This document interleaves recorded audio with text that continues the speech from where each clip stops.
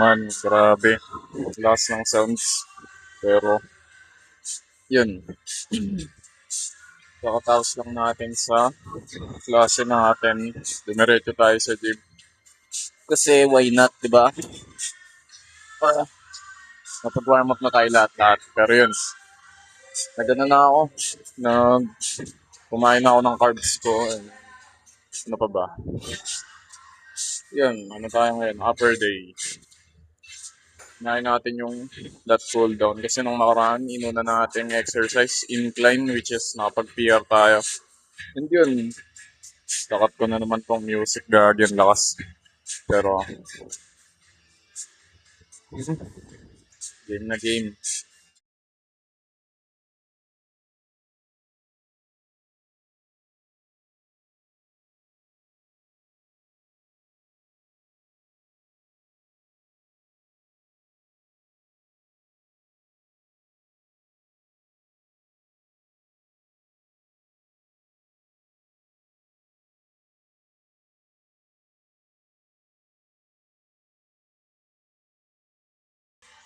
Concept pa tayo yung gym.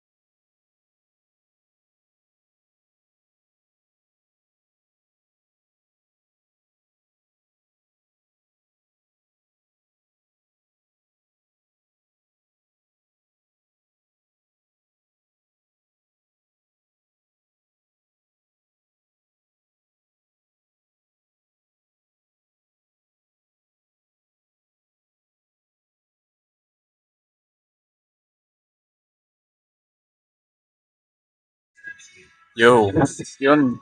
Oh, grabe. Oh, pag-usapan natin yung consistency man. Kailangan ba talaga siya habulin? First of all, syempre. Pero bago mo makuha yung consistency, kailangan mo muna ng structured na plano. Hindi yung blindly na paldo ka lang ng paldo. Kumbaga, iplano mo na agad lahat ng gagawin mo bago. Kasi ang technique sa consistency, kaya mo dapat pumabor lahat sa'yo. So yun, ikaw ang gagawa ng pabor sa sarili mo para makamit mo yung consistency na yun. Katulad ko, may choice ako na hindi magbuhat after school. Kasi may assignment pa akong gagawin. Anong ginawa ko? Nagbuhat ako. At the end of the day, magagawa ko pa rin naman yung assignment eh. Pero huwag niyong gagayain man. Stay na. So yun, yun lang naman. Basta maayos yung plano, katagalan, ma-adapt nyo na yung consistency tsaka yung disiplina sa pagte-training. Kasi karamihan ng mga nagbubuhat or minsan yung mga nagji-gym hindi disiplinado. When it comes to diet man, ako, ilang linggo na or araw. Hindi consistent sa diet man. Puro kain, puro kami birthday ngayon.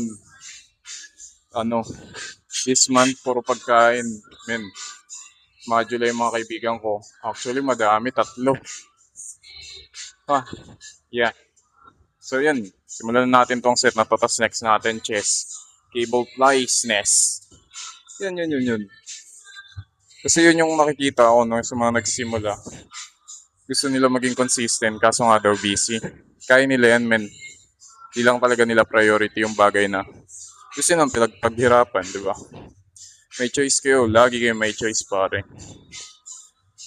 Kung ikakabuti nyo, piliin nyo yung choice na yun, men.